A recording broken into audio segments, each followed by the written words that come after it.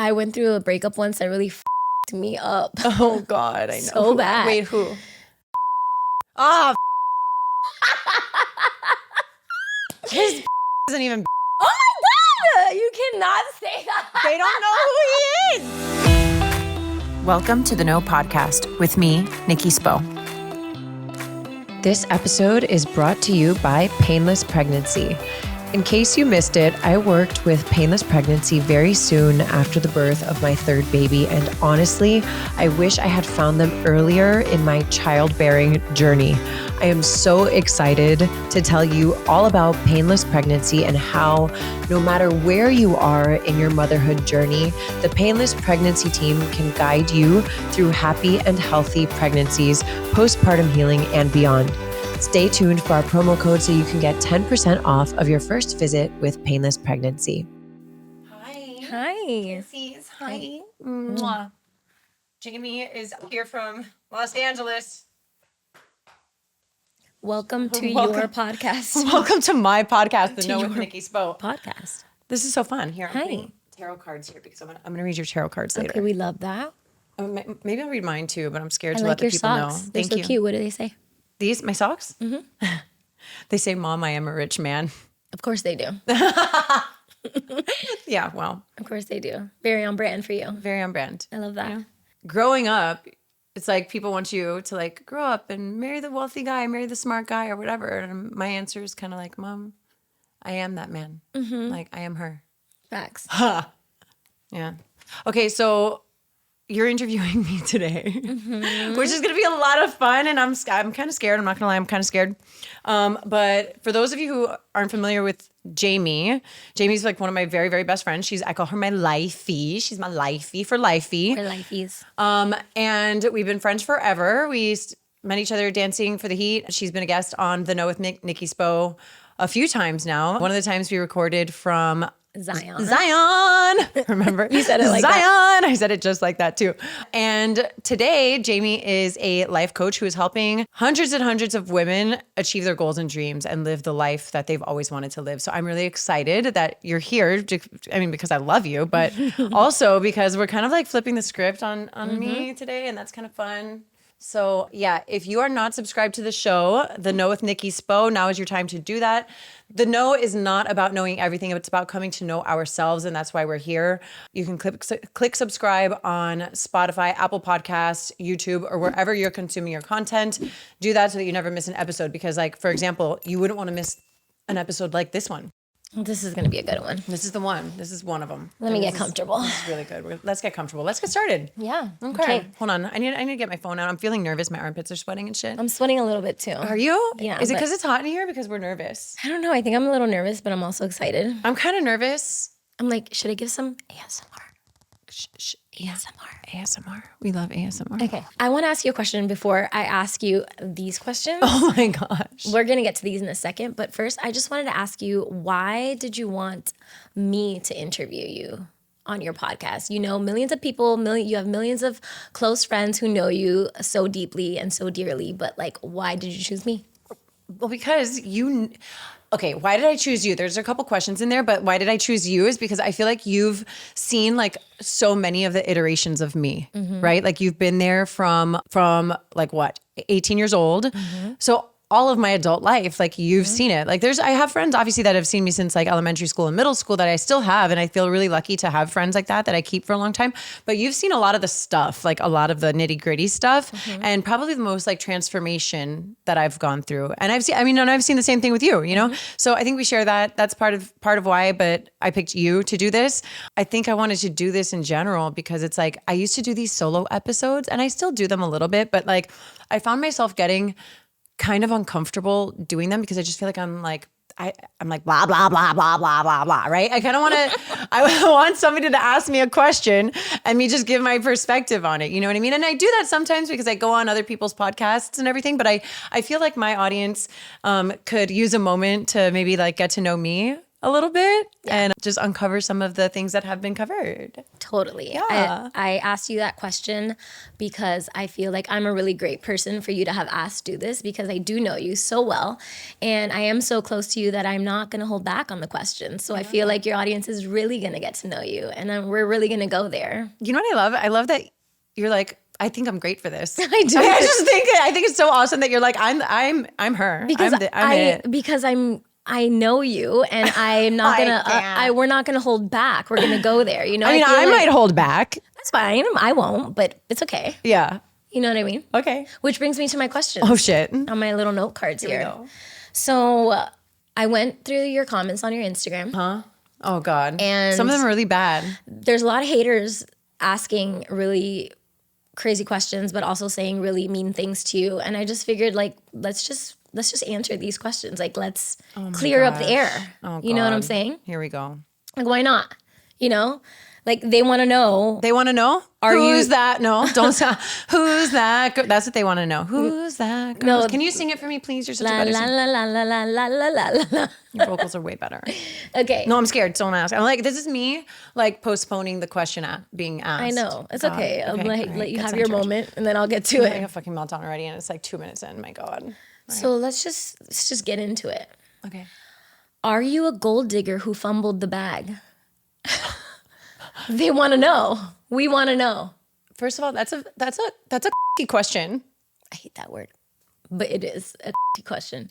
that a lot of people asked. A lot of people ask. They First want of to all, know. First of all, I think the two. Like, hold on, I have so much to say about this, but like, Let's hear it. I think that the two things contradict themselves. Like, how can you be a gold digger and then fumble the bag? Like, You totally can, because you can start off as a gold digger who secured the bag and then fumbled it. I mean, I don't know a lot about football, but Okay. okay, wait. So are you or are you not? So am I or aren't I? You know, I kind of struggle with like people, but especially men, like calling women gold diggers, because I actually, when I think about it, I'm really, really analytical, of course. I'm like, it's such a double diss on men.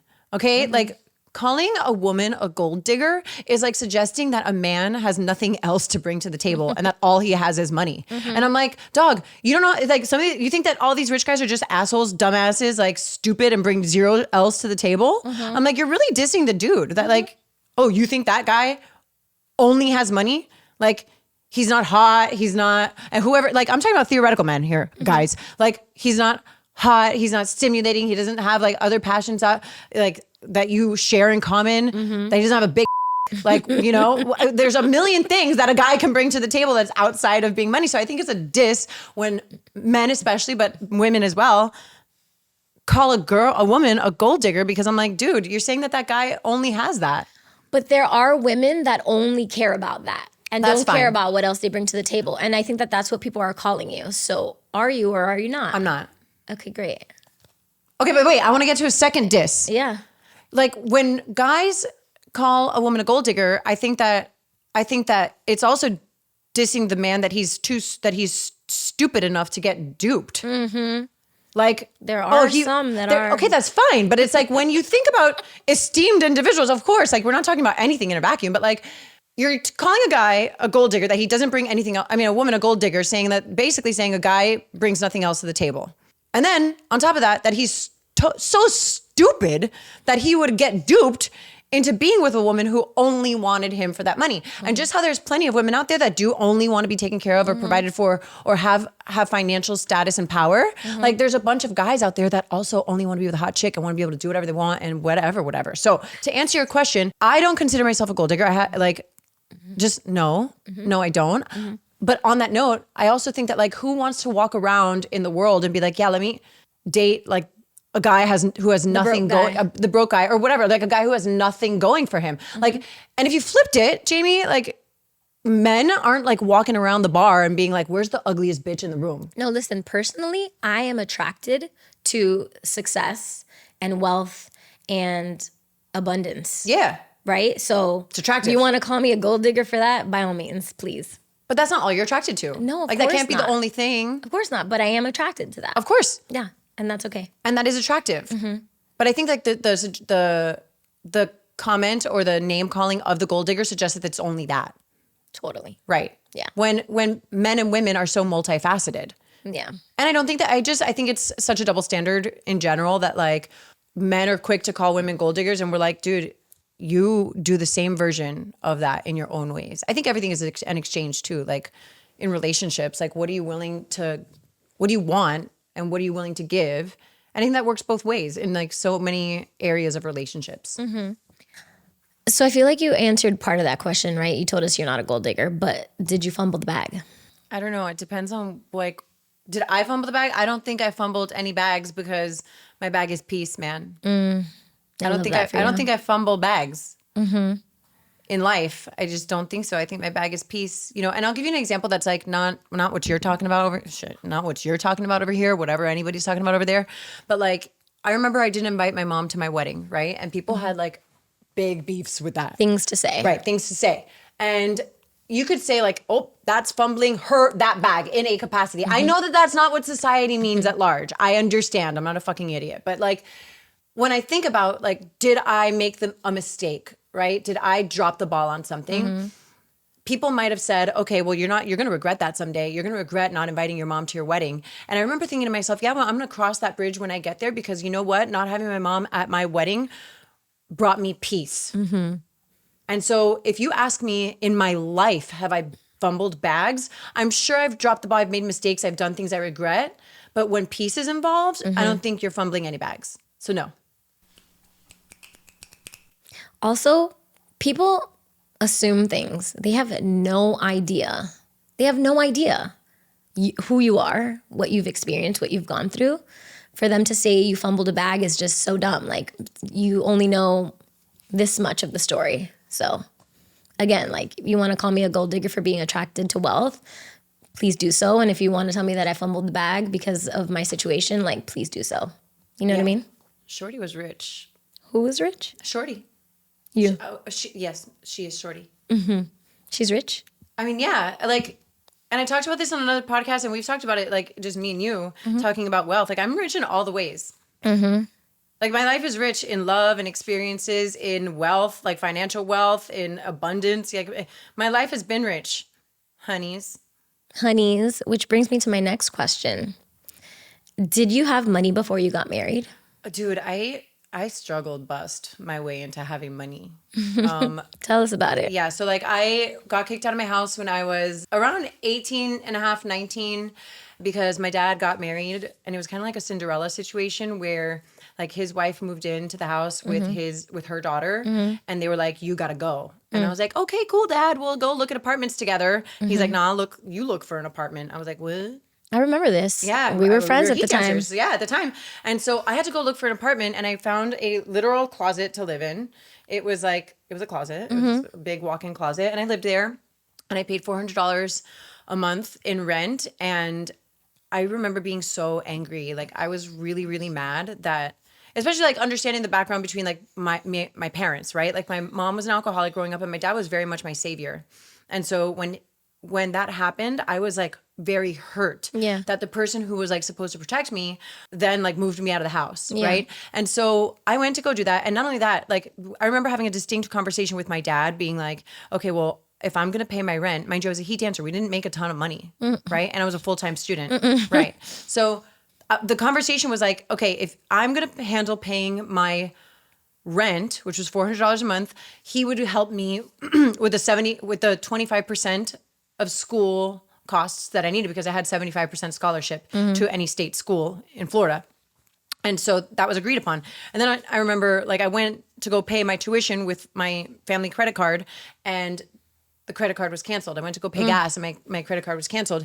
And I had like a moment where I just freaked the fuck out, and I was like, holy shit. Like, I can never, ever be dependent on a man or a person other than myself. And not just a man, but like a person other than myself to take care of me financially. And from then I just started working like a maniac. Like, I worked 3 jobs. I taught dance, 12 classes a week at a dance studio at Just Dance It, Alina Lanza's studio. I worked at Diane von Furstenberg in Merrick Park, and I go danced at like Cameo with you, dude. We go dance at like Cameo, Live, Space, Hip Hop Nights at Space, Live on Sundays, Mansion, all these places. And I paid my rent. I paid my tuition. I paid off my car myself, paid for all of like my groceries and everything. And then I became like a psycho saver. And I was so afraid of like being without.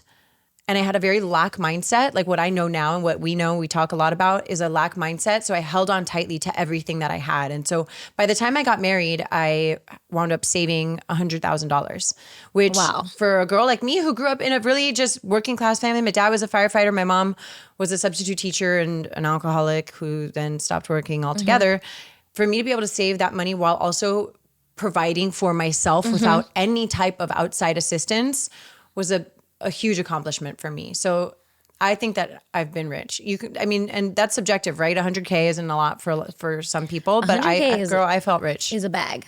But let me, can I share my perspective of this experience? Like being like your from friend? The outside, like from you, like what you saw? Totally. Like for sure. I remember your dad kind of like cutting you off in a sense. And we were like 18, 19, 20 max. Yeah. And I just remember being like, you're going to get your own place? Like how? Because so like Jamie in your head, you're like. I'm like, I could not even imagine me being able to afford living anywhere else other than under my parents' roof at the time, you know, especially like being a heat dancer and I was going to college at the time. What was I making? Like $50 a game? Yeah. You know what I mean?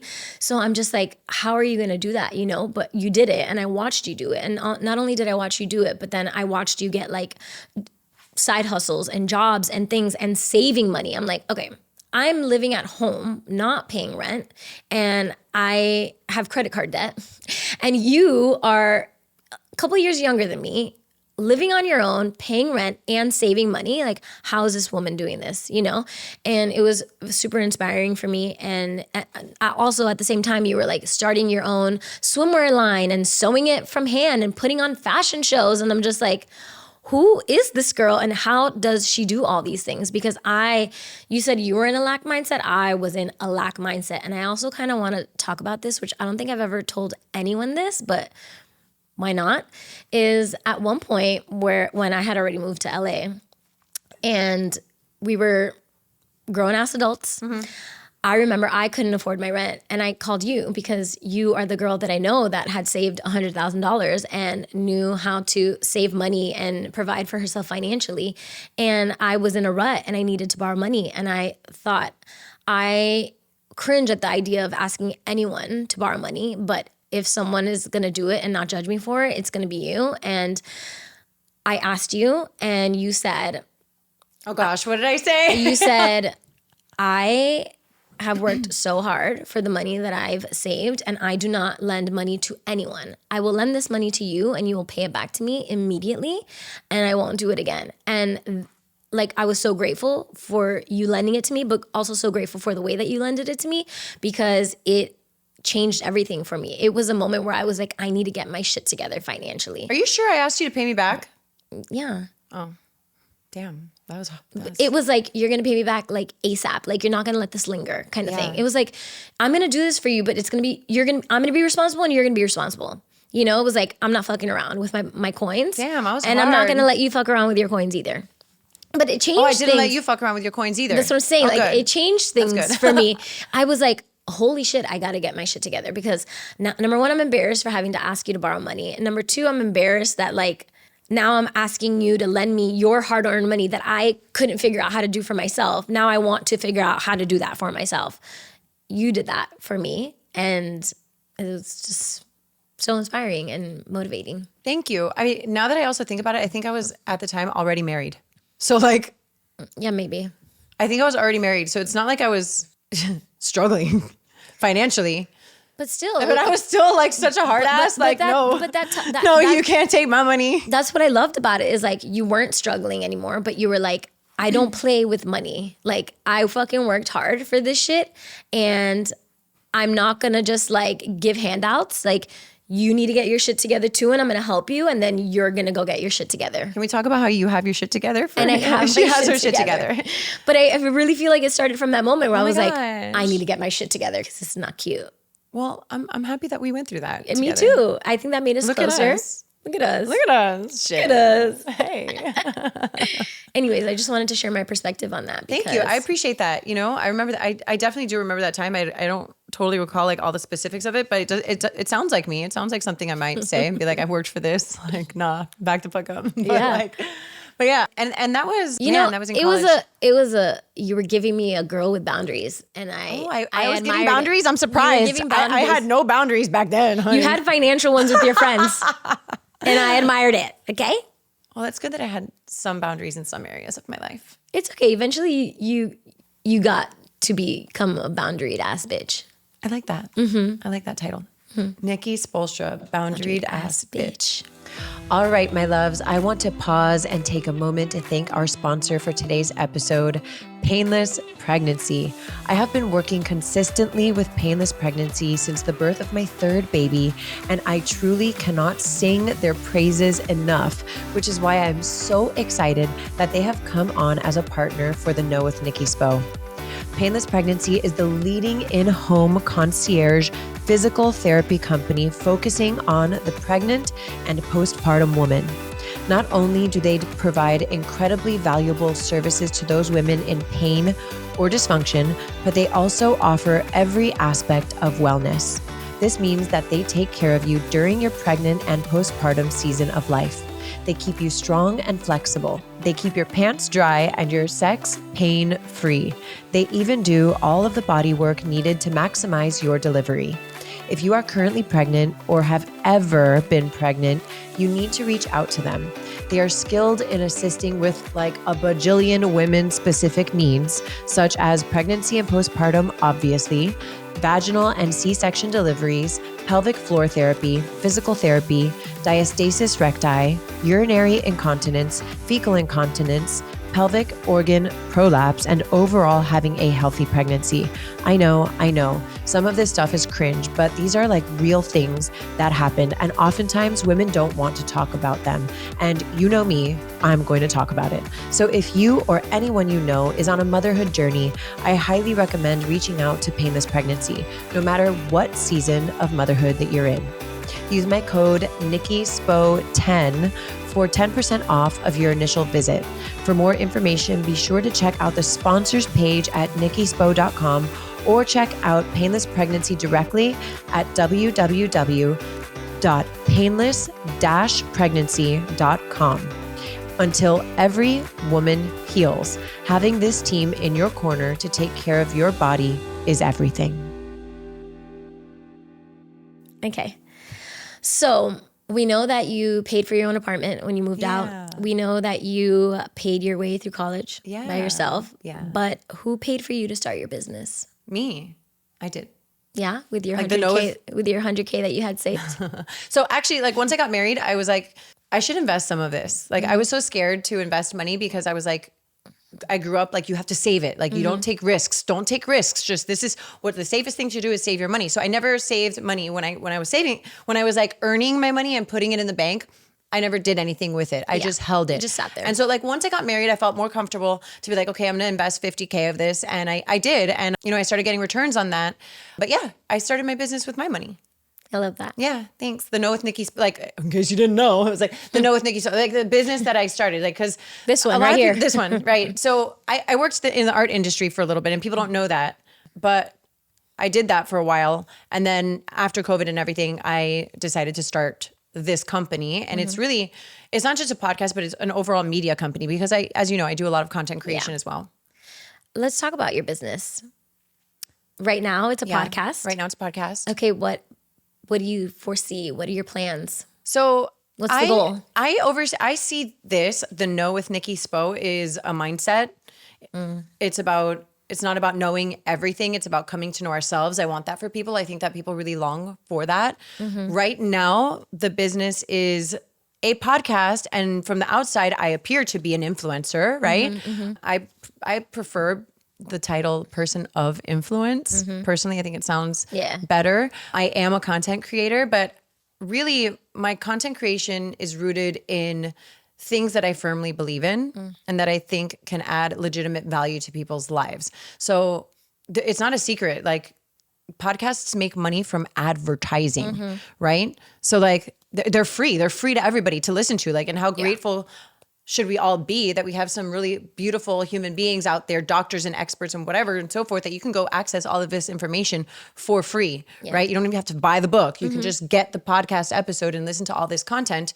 So the way that podcasts make money is through advertising. And so I'm like, if you're going to tell me, how are you going to generate an income doing this? I'm going to advertise the fuck out of my podcast. And right now it isn't just my podcast, because my social media platform has a bigger following. And I'm not saying that it has a big following, but I'm saying it has a bigger following than right now than my podcast does. So I add on my social media when it feels right for me to do so. Yeah. And I'm really, really picky about that. So it's a podcast right now, it's content creation, but overall it's a media company, which I want to bring over time to more and more people. I eventually want to write a book someday, about coming to find your sense of inner knowing. I think you should. Thank you. A lot of people think that, you're going to write a tell-all. Like, I'm not interested in the tell-all. I'm interested in like coming home to myself. Yeah. And I think that a lot of people really want that, even if they don't know that they want it. It's a tell-all of your life experience is what it is. Yeah. Yeah. And how I came home to myself. Totally. Yeah. Something like that. Does your business generate income? My business is in the plus. Finally, we're in the plus. We're making money, honey. Yes, bitch. Yes. So we are making money. I'm really happy about it. So the podcast has been around for 3 years. I would say the first year and a half, I wasn't making money. I had invested my own money into the business. And it wasn't so much about the equipment, because I did a lot of it on my laptop, but the editing of the podcast, those are expensive. Like this overall, I mean, there's overhead. I have an assistant who runs my business social media. Yeah. So all of that overhead, I'm able to pay for it now completely. I replenished the money that I had invested originally, and now like I'm able to cut myself a paycheck, which I'm just like over here like pinching myself, because she made it happen, and she's continuing to make it happen, and it's pretty cool. I'm so proud of you. Thank you, babe. Okay. So, speaking of your podcast, do you think that your podcast content will change now that you're divorced? Interesting. It's just an interesting question, because it's not like you ever talked about your marriage much while you were married. Right. But I'm just curious, now that you're just like your own entity, not in a marriage anymore, will things change? I think so. I think like even like us having this conversation is like an example of that change.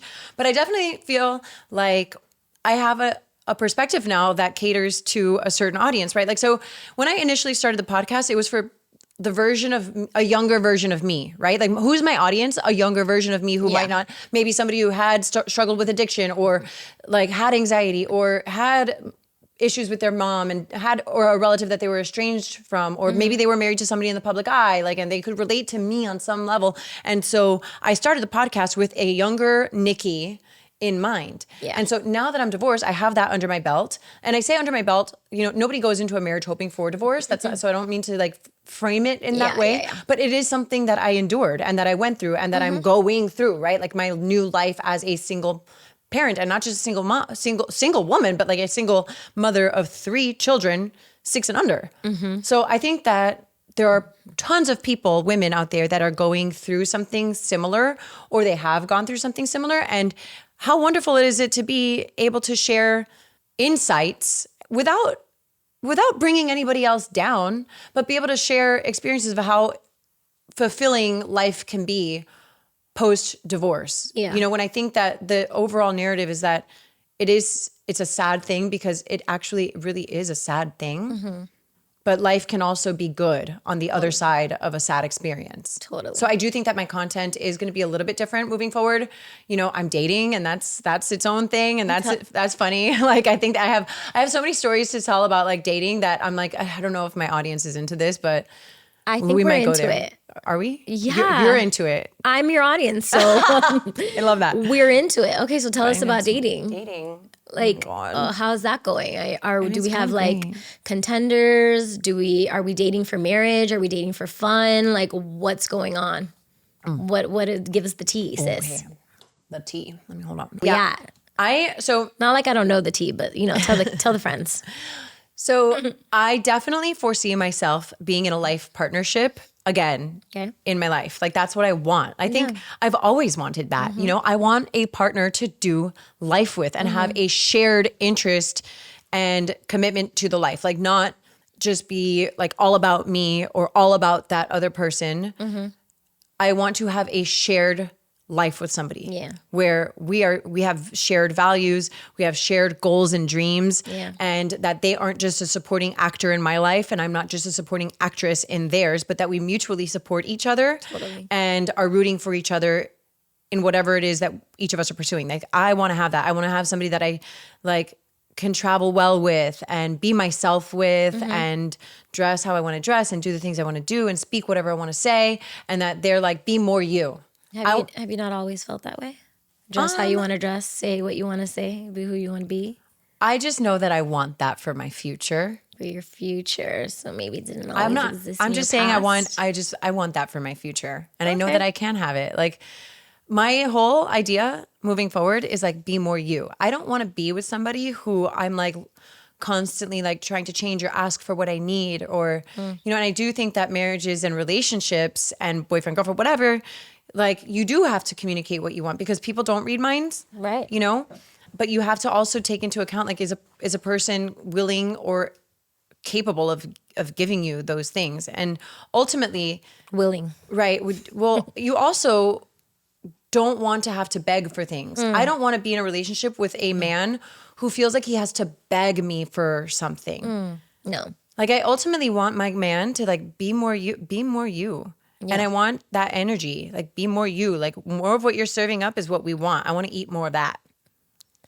Yeah, I feel like we start off being ourselves in relationships or in dating, and then, you know, maybe it like doesn't completely line up with the other person. So you either like try to get them to change a little bit so it lines up, or you try to get yourself to change a little bit so it lines up, and then you become less yourself or they become less themselves. And I wish we could just go into dating more just like being so unapologetically ourselves and letting the other person be as well. And then when that syncs up perfectly, not perfectly, nothing's perfect, but when that syncs up, like, then that's who your person is, that's who you do life with, as opposed to being like, well, the puzzle piece almost fits. Maybe if I just cut this, maybe if I just shove this square into this circle, you know, and that, I think that's where we go wrong. Well, yeah. And I think it has a lot to do with like dating for potential. Like I'm done dating for potential. Done. And it's not that like I can, the potential in my mind is more like, can I see this being great together? Yeah. Right? Not like, oh, well, in a couple years, maybe it'll be different. Yeah. Or maybe if I do this, maybe he'll do that. Like,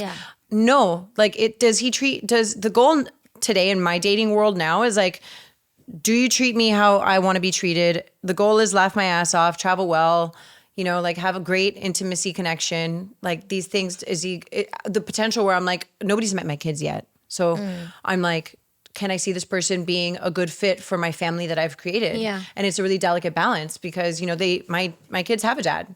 Totally. You know, they don't need a daddy. Like they have a dad. Yeah. My kids have a dad. I think there's a fine line there because it's like we don't want to date for potential because we've done that our whole lives, and the potential has never potentied. And then we get frustrated, but there has to be like some potential as far as like both parties are willing to grow into the best versions of themselves. Totally. And I think that is what we want to look for is like, can I grow with this person? Can I become better with this person? Can that person become better with me? And does that person want to? Yeah, yeah. And it can't be one-sided. And you have to understand also like marriages are so crazy that like you will become 100 different people within a lifetime. So you think about like the whole story of your life, right? Over years and years and years. And if the goal of marriage is to be together forever and whatever, you have to know that like you're going to become different people. Yeah. And how are you going to continue to grow together like as you become different versions of yourself? It's hard. It's hard. So hard. It's really hard. And you know, I was having this thought last night as I was just preparing myself to come do this interview with you. And I was just thinking about how like I've watched you do so much inner work, so much healing, have so much more awareness, work on yourself so much. Like you were one person when you entered your marriage and you were a completely other person when you exited. You know what I mean? And that happens sometimes, you know, where like you start relationships as one version of yourself and either one person changes or both people change and you no longer are an energetic match for each other, and that's okay. You know? And I think it's beautiful also if I'm being completely honest, I think it's beautiful. And things just last however last. however long they need to last, and we grow into the versions of ourselves that we need to be, and we make our exits where we need to make our exits. Thank you, Jamie. Thanks for saying that. You're welcome. Okay, can we have some fun? Yeah. I'm having fun. Okay, cool. I noticed you have on more blush today. Did you do that because of me? Yes, I did do it because of you. You inspired me. Does it look more blushy? It really does? It does, but I feel like you have more.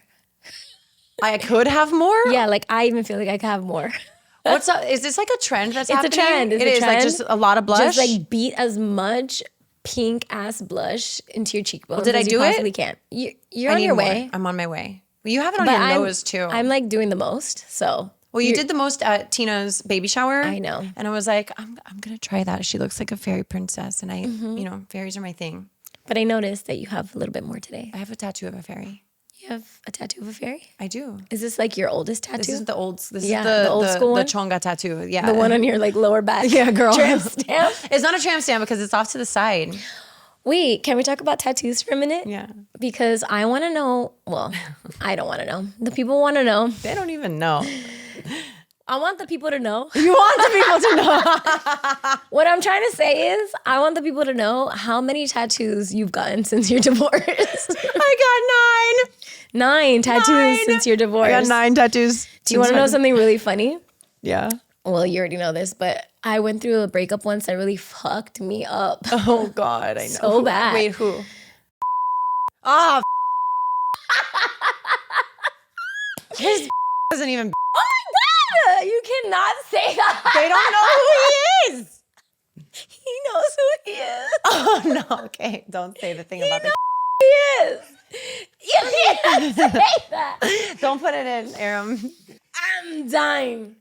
Anyways, that breakup fucked me up so bad.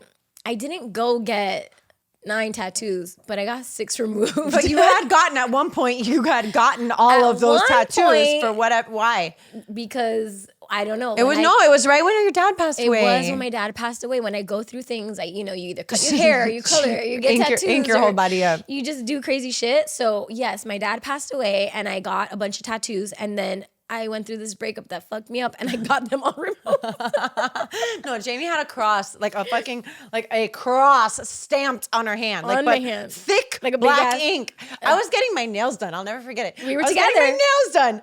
And Jamie, I said, I'll be right back. And you went and you came back and you're like. Because I was so impulsive. Like at the time, my emotional awareness was like, we can't deal with these feelings. We need to do something, just something, anything to like place this energy somewhere. And it was tattoos for me at the time. You were getting your nails done. I didn't need to do my nails. And there was a tattoo place across the street. And I was like, need to do something with this heartbreak. I said, I'll be right back. I came back with a fucking cross on my hand, this big. It was and big. And then. Like some other things weren't big, but that was. Listen, okay. Came back with a big ass cross in my hand. And then in that relationship, like, was like not approving of me and my tattoos. And so then I wanted to change myself to make a square fit into a circle. And I was like, that's just never a good idea. He broke up with me and I said, maybe if I get all my tattoos removed, I'll be good enough. Like, I know. Honey. Poor me then. Honey. Like, but I wish I could hug her. know. I wish I could hug her. I know. I want to hug me too. But you got 10 tattoos after your divorce. Listen, but they're little and they're like cool. They're really cool and cute. So and I like them. You, I'll show you guys. Look, I have a magic. So I'm into tarot cards. That's why I'm going to read Jamie's tarot, my tarot, somebody's tarot at some point. But I love the signs that I love the most are the wands. They're of passion. That's magic. Yeah, well, that too, yeah. And swords. So I have a wand here, and swords is like intellect and like strength and power. So I have a sword here. I love it because they're single needle. They're super small right? and dainty and cute. I have my kids' initials. I have an old English D here. I have a cursive R here. And I have an S over here. So cute. And then I have a chili pepper because I'm spicy. And I love the Red Hot Chili Peppers. And you took me to a concert once. I did. Only once. Oh. And I have one in the center of my chest. And I have one on my tush, but that one's a secret. Only the people who get to see my tush get to see that one. I've seen it. You get to see my tush. I know. I love that for me. I know. But yeah, I got 9 tattoos and I got tooth gems. I got teeth diamonds on my teeth. Well, while out then, girl. I love this for you. And it's so funny because like when the social media trolls were coming for me, they were like, she's so ghetto. She has diamonds on her teeth. I'm like, honey, she's from Kendall. Kendall is not ghetto. I think the prettiest girls come from Kendall. I agree. Aram is nodding in the back. He's our videographer. I mean, we got 2 right here. That's right. That's right. The Kendall carpool. We used to carpool. All the Kendall girls would carpool to heat dancer practice. We did. And don't even play. You know, those heat dancer posters were up. Just so you know, they were up like in the restaurants rooms. in Kendall. Well, no. I'm talking about the rooms at the arena. Oh, yeah. And people would circle which heat dancers they liked and they would pick them. Did they circle you a lot? I don't know. I'm not the person to ask.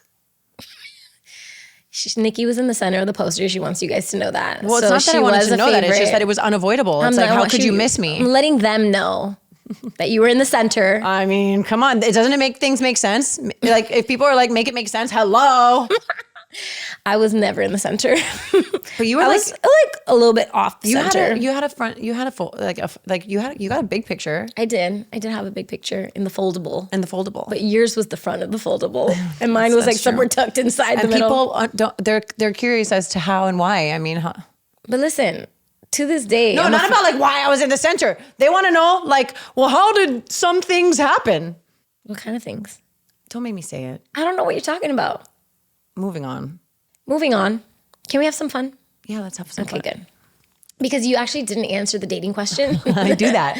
You know, I'm so like good at being PR trained that I know how to like give you. You know what I'm good at? What? Not letting you get away with your shit. But I'm really good at that too as an interviewer. Yeah. Well. But people can't usually get shit out of me. I just know that like I know what we're here to talk about. So let's just fucking do it. Okay, so. Special thanks to Painless Pregnancy for sponsoring today's episode of The Know with Nikki Spo. I am so grateful to have had the opportunity to heal with painless pregnancy after the birth of my 3rd baby, and I want everyone out there to know that they can have happy, healthy pregnancies with the professional help and guidance of the incredible team at Painless Pregnancy. Use my code NikkiSpo10 for 10% off of your first visit and check out painless-pregnancy.com for more information. Thank you so much for listening to The Know. If you loved this episode, go ahead and share it with a friend. Words are so powerful, and someone may need to hear what we covered today. And if you really loved this episode, please take a moment to rate the show and leave a review. Your comments are so important and valued, and they give other listeners insight on what to expect on The Know. You can connect with me personally via Instagram at Nikki Spo and The Know with Nikki Spo. My hope for you today is that you are fearless in looking inward so that you can be your highest, most authentic self and go after the life of your dreams.